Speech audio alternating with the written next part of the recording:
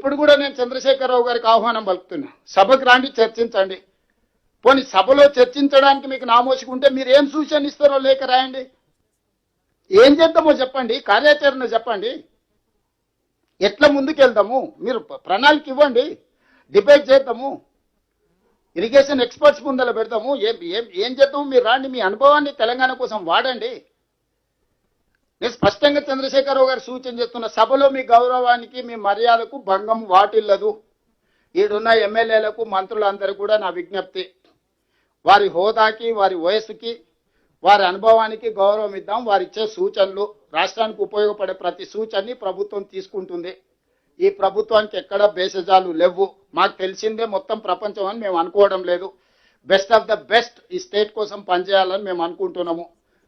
దానికి కన్సల్టెంట్స్నే బయట ఉన్న వాళ్ళని అపాయింట్ చేసుకుంటున్నాం. ఒక సీనియర్ ఎక్స్పర్ట్, ఒక సీనియర్ ఎలక్టెడ్ రిప్రజెంటేటివ్ సూచన చేస్తే ఎందుకు ఇగ్నోర్ చేస్తాం మేము?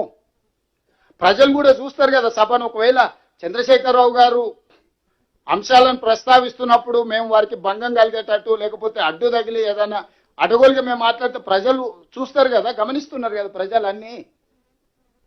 ప్రభుత్వ పరంగా మేము ఏమైనా వారికి ఏమైనా ఇబ్బంది కలిగించినా లేకపోతే ఏదైనా అంశాలను మేము వారికి అవమానం జరిగే విధంగా మీద ఏదైనా వ్యవహరిస్తే ప్రజలు లేరా? ఆ విజ్డమ్ ప్రజలకు ఉంది కదా. కాబట్టి ఈరోజు ఇంకా చాలా విషయాలు ఉన్నాయి, లోతుగా సభలో మాట్లాడతాం. నా విజ్ఞప్తి ఒకటే ఇక్కడికి వచ్చిన ప్రజాప్రతినిధులందరికీ, ఉమ్మడి రాష్ట్రంలో జరిగిన అన్యాయానికంటే 10 సంవత్సరాల చంద్రశేఖర్ గారి పాలనలో 100 సంవత్సరాలు సరిదిద్దలేనంత అన్యాయం తెలంగాణకు కృష్ణా గోదావరి జలాలలో, అది నీళ్లు కావచ్చు, నిధుల ఖర్చు కావచ్చు, అన్యాయం జరిగింది. ఇంకా అన్యాయాన్ని చూసి ఏడ్చుకుంటూ కూర్చుంటే మనం ముందుకు కూడా వెళ్ళలేము. కాబట్టి ఏదో రకంగా శక్తి కూడా తీసుకొని ప్రభుత్వం ముందుకు వెళ్తుంది. మీరు బలమైన వాదనని క్షేత్రస్థాయిలో వినిపించుకుంటూనే ఈ ప్రాజెక్టులను పూర్తి చేసుకోవడానికి మన అందరం కూడా ముందుకు వెళ్ళాలి. మనస్ఫూర్తిగా ఉత్తమ్ కుమార్ రెడ్డి గారిని నేను అభినందిస్తున్నా. రోజుకు 18 గంటలు, రాత్రి 4 వరకు 5 వరకు. ఎందుకంటే ఏ ఫైలు ఏ కాగితం ఏడుందో ఎవరికి తెలియదు. ఏ కాగితం వెనకాల ఏ కాగితం దాచిపెట్టిండో హరీష్ రావు, చంద్రశేఖరరావు అది తెలియదు. దాని వెనకంగా ముందలంగా ఇట్లా అడ్డం కూడా, ఇప్పుడు పేపర్ చదివితే ఇట్లా చదువుతాం లేకపోతే ఇట్లా చదువుతాం. కానీ చంద్రశేఖరరావు చేసిన దానికి ఇట్లా కూడా చదవాల్సి వస్తుంది. ఈడ కూడా మన కోడ్ పెట్టిండేమో అని. ఇట్లా 10 పేజీలు ఇట్లుంటే ఇట్లా కూడా రాయడానికి అవకాశం ఉంటుంది. చిన్నప్పుడు స్కూల్లో టెక్స్ట్ బుక్ మీద ఇట్లా పేరు రాసుకునేటోళ్ళం మనం. ఇప్పుడు ఇట్లా కూడా ఈ బండిల్ మీద ఇట్లా కూడా చదవాల్సి వస్తుంది ఉత్తమ్ కుమార్ రెడ్డి గారికి. ఇంత సంక్లిష్టంగా మార్చిండు చంద్రశేఖరరావు గారు, హరీష్ రావు గారు ఇద్దరే. 5 ఏళ్ళు హరీష్ రావు గారు మాత్రం ఉన్నాడు, 5 ఏళ్ళు చంద్రశేఖరరావు గారు మాత్రం ఉన్నాడు. నేను రాను, నేను మాట్లాడాను. మీ అసలు మీ స్థాయి ఎంత, మీ బిషాత్ ఎంత అని అట్లా మాట్లాడుతున్నారు వాళ్ళు.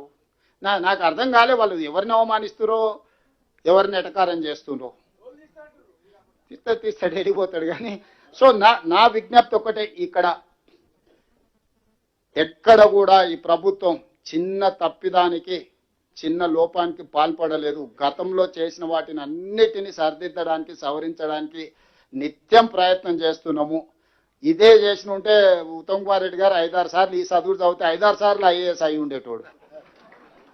పిహెచ్డి కూడా ఇవ్వచ్చు, డాక్టరేట్ కూడా ఇవ్వచ్చు. ఇప్పుడు ఈ స్టడీస్కి అంత డీటెయిల్ అండ్ డెప్త్ ఎనాలిసిస్, ఒక పేపర్ 4 లైన్లు జమ చేయడానికి ఎన్ని పేపర్లు చదవాల్సి వస్తుందో అట్లాంటి సిచ్యువేషన్ ఉన్నది. కాబట్టి ఈ విషయాలన్నీ సభలో బలంగా మన వాదన వినిపిద్దాం. మంత్రులు కానీ ఎమ్మెల్యేలు కానీ ఎవ్వరు కూడా గైర్హాజరు కావద్దు.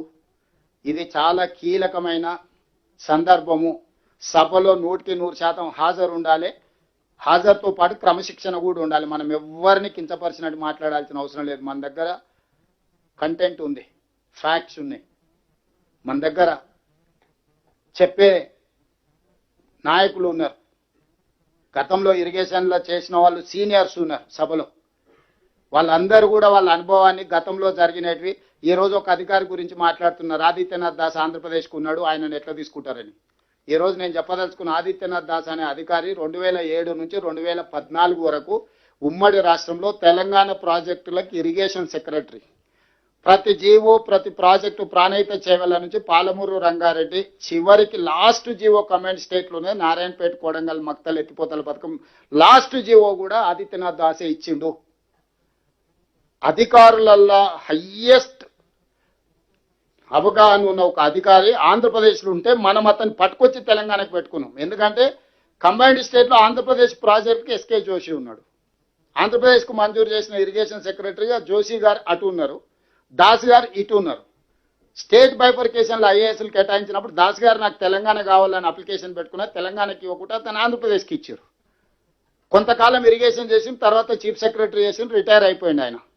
నేను వచ్చిన మరుక్షణమే గతంలో కేసీఆర్తోనే ఆంధ్రప్రదేశ్కు పనిచేసి వచ్చిన అధికారులందరూ కేసీఆర్తో ఉన్న జోషి గారు కావచ్చు, లేకపోతే స్మితా సబర్వాల్ గారు కావచ్చు, మురళీధర్ రావు గారు కావచ్చు, వీళ్ళందరినీ పీసీ ఘోష్ కమిషన్ చాలా తప్పిదాలకు పాల్పడ్డారు, వీళ్ళ మీద చర్యలు తీసుకోమని ఆదేశాలు ఇచ్చారు.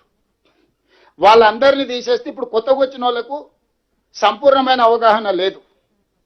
సంపూర్ణమైన అవగాహన 2004 నుంచి 2014 వరకు 10 సంవత్సరాలు తెలంగాణ ప్రతి ఇరిగేషన్ ప్రాజెక్టు మీద కంప్లీట్ నాలెడ్జ్ ఉన్న అధికారిని ఆంధ్రప్రదేశ్లో ఉంటే తెచ్చుకున్నాం మనం. అతను ఆంధ్రప్రదేశ్ అతను కాదు, తెలంగాణ అతను కాదు, అతను బీహార్ అతను. అతనికి ఏ రాష్ట్రంతో ఏం లేదు, ఎక్కడ ఉద్యోగం చేస్తే అక్కడ నిజాయితీగా ఉద్యోగం చేసే బాధ్యత. 10 సంవత్సరాలు ఇరిగేషన్ మీద ఈరోజు మనకి ఇన్ని డీటెయిల్స్ ఎట్లా తెలియగలిగిన ప్రతి ప్రాజెక్టు ఒరిజినల్గా కన్సీవ్ చేసినప్పుడు ఏం జరిగిందో ఆయనకు తెలుసు. ఒరిజినల్గా ఆ రోజు కంబైన్డ్ స్టేట్లో తక్కువ ఖర్చుతో ఎక్కువ ఆయకట్టుకు నీళ్లు ఇచ్చేది ఎన్ని రకాలుగా డీటెయిల్ ప్రాజెక్ట్ రిపోర్ట్ చేసిరో ఆయనకు తెలుసు. ఈ రోజు మార్చడం వల్ల ఎంత పెరిగిందో ఆయన అంచనా వేయగలడు. ఇప్పుడు అతను ఆ డీటెయిల్స్ అన్ని ఇస్తున్నాడని హరీష్ రావు గారి కోపం. ఇతను తొలగిస్తే ఆయన దొంగతనం పట్టించేటోడు ఉండడు కాబట్టి ఎట్లనే చేసి నన్ను అడ్డు తొలగించుకోవాలని చెప్పి ఒక అధికారి మీద దాడి చేస్తున్నాడు. అధికారి ఏం చేస్తాడే, డీటెయిల్స్ ఇస్తాడు. అధికారి ఏమన్నా ఉత్తమ్ కుమార్ రెడ్డి గారు ఏం మాట్లాడాలో నేనేం మాట్లాడాలో మాకు అంత విజ్డమ్ లేదా? కంబైన్డ్ స్టేట్లో ఆంధ్రప్రదేశ్కు పనిచేసిన వాళ్లను చంద్రశేఖరరావు పెట్టుకున్నాడు తెలంగాణ రాష్ట్రం వచ్చినాక. కంబైన్డ్ స్టేట్లో తెలంగాణకు పనిచేసిన అధికారులను ఈ రోజు నేను ఉత్తమ్ కుమార్ రెడ్డి గారు తెలంగాణ కోసం తెచ్చుకున్నాం. ఆ అధికారులు ఈ రోజు ఈ దొంగతనాన్ని మొత్తం లెక్కగట్టి ఇక్కడ నుంచి ఇక్కడ గతంలో జరిగిన జీవోలు కానీ అనుమతులు కానీ ఏమేమి ఉన్నాయి, ఈ రోజు మార్చడం వల్ల ఏం జరిగిందనే వివరాలు మాకు సంపూర్ణంగా అందిస్తున్నారు. వీటన్నిటిని నిలదీస్తామని చెప్పి ఈ రోజు అధికారులను కూడా టార్గెట్గా చేసుకొని రేవంత్ రెడ్డి సలహాదారే ఆంధ్రప్రదేశ్ నుంచి వచ్చిండు. ఆయన చంద్రబాబు నాయుడుకు చుట్టం కాదు, జగన్మోహన్ రెడ్డికి చుట్టం కాదు, రేవంత్ రెడ్డికి చుట్టం కాదు. ఒక సీనియర్ ఐఏఎస్ ఆఫీసర్ 10 years తెలంగాణలో ఉన్న ప్రతి ప్రాజెక్టు మీరు పాత జీవోలు తీసి చూడండి. ఎవరున్నా పాలమూరు రంగారెడ్డి కావచ్చు, నారాయణపేట కొడంగల్ కావచ్చు, లేకపోతే ప్రాణహిత చేవెళ్ళ కావచ్చు, భీమా కావచ్చు, నెట్టంపాడు కావచ్చు, ఏమేం ప్రాజెక్టులకు ఆయన అనుమతులు ఇచ్చిండు అని అంటే ఆ రోజు ఆ వారి అధికారికి ఉన్నప్పుడే వాళ్ళు ఇచ్చిన జీవో అన్ని తెలంగాణ జీవోలు అన్ని కూడా ఉదయ సముద్రం లిఫ్ట్ ఇరిగేషన్ వారు 2007లో జీవో ఇచ్చిందే. డిండి బ్యాలెన్సింగ్ రిజర్వాయర్ వారు జీవో ఇచ్చిందే. అదేవిధంగా ఎస్ఎల్బిసి టన్నెల్కి 2010లో రివైజ్డ్ ఇచ్చింది, వారు ఇచ్చిందే. డిండి బ్యాలెన్సింగ్ రిజర్వాయర్ నుంచి ఎగ్జిస్టింగ్ డిండి ప్రాజెక్ట్ లిఫ్ట్కు వారు ఇచ్చిందే. Station Ghanpur additional ayacut under ఎంజీఎల్ఐ scheme CR గారికి తెలవాలి, ఈ ప్రాజెక్టు వారు ఇచ్చిందే. పిఆర్ఎల్ఐఎస్ ప్రిపేర్ డిపిఆర్ 2014లో జీవో 3 వాళ్ళు ఇచ్చిందే. జవహర్ నెట్టంపాడుకు ఆయన ఇచ్చిందే. Narayanpet Kodangal lift irrigation GO ఆయన ఇచ్చింది. అంటే ఒక అధికారి 10 సంవత్సరాలు తెలంగాణలో పనిచేసి తెలంగాణ ప్రాజెక్టులకు అన్నిటికీ సహకరించిన అధికారిని ఈరోజు పూర్తి స్థాయిలో అవగాహన ఉన్న అధికారిని ఈరోజు తెలంగాణకు మనం ఒక అడ్వైజర్గా పెట్టుకున్నాం ఇరిగేషన్లో. ఎందుకు అని అంటే ఆ కంబైన్డ్ స్టేట్లో తీసుకున్న నిర్ణయాలే ఈరోజు కొనసాగింపు. ఎందుకంటే రాష్ట్ర విభజన చట్టంలో రాసుకున్నదే అది. మన హక్కుల్ని కాపాడుకోవడానికి, మన హక్కులను ప్రస్తావించడానికి మనం ఒక అధికారిని పెట్టుకుంటే దాన్ని కూడా పొలిటికల్ కాంట్రవర్సీ చేయాలనే ప్రయత్నం చేస్తున్నారు ఇక్కడున్న ప్రజాప్రతినిధులకు. అందుకే ఇవన్నీ చెప్తున్నా. 4 నుంచి 14 తెలంగాణ ప్రాజెక్టుల మీద పనిచేసింది ఎవరు? 4 నుంచి 14 ఆంధ్రప్రదేశ్ ప్రాజెక్టుల కోసం పనిచేసిన అధికారులు ఎవరు? తెలంగాణ రాష్ట్రం వచ్చినాక ఎవరు ఎక్కడ పనిచేసారో ఒక లెక్క తీయాలి. దాంతో మనం ఎంత స్పష్టతతో ముందుకు వెళ్తున్నామో మిగతా అందరికీ అర్థం అవుద్ది. కాబట్టి చివరగా చంద్రశేఖరరావు గారికి మరొకసారి నేను సూచన చేస్తున్నా, దయచేసి మీరు రాండి సభకు, మనం ఒక మంచి వాతావరణంలో చర్చ చేద్దాం, తెలంగాణ నీటి హక్కులను కాపాడదాం. ఈ ప్రభుత్వానికి ఎలాంటి భేషజాలు లేవు. ఈ ప్రభుత్వం మీరు ఇచ్చే సూచనలు, సహేతుకమైన సలహాలు ఏమున్నా మేము తీసుకుంటాం, మాకేం అభ్యంతరం లేదు. సభకు రావాల్సిందిగా వారు కోరుకుంటున్న కేశవరావు గారు, సుఖేందర్ రెడ్డి గారు, పాత సీనియర్లు కూడా మీరు బయట ఎక్కడైనా విజ్ఞప్తి చేయండి వారిని రమ్మని. ఎందుకంటే తెలంగాణ సమాజానికి కూడా తెలంగాణ కోసం కొట్లాడిన వాళ్ళు అందరూ కూడా సభలో చర్చిద్దామని విజ్ఞప్తి చేస్తారు. నేను పిలిస్తే ఏదో ఆయన మీద ఉండే కోపంతో పిలుస్తూనే ఏమైనా చేస్తాడేమో అని వాళ్ళకి ఏమైనా అనుమానం ఉండొచ్చు. జితేందర్ రెడ్డి గారు ఎలా ఉన్నారు, జితేందర్ రెడ్డి నాకు దగ్గరని ఆయన చెప్తే నమ్మడు కాబట్టి ఆ రోజు తెలంగాణ ఉద్యమంలో ఉన్న వాళ్ళందరూ కలిసి ఒక ప్రెస్ మీట్ పెట్టి వెల్కమ్ చేయండి. కేశవరావు గారిని, జితేందర్ రెడ్డి గారిని, సుఖేందర్ రెడ్డి గారిని, రాజగోపాల్ రెడ్డి గారిని, అంజన్ కుమార్ యాదవ్ను, బలరాం నాయక్ను, పొన్నం ప్రభాకర్ గారిని, వివేక్ వెంకటస్వామి గారికి అందరికి విజ్ఞప్తి చేస్తున్నా.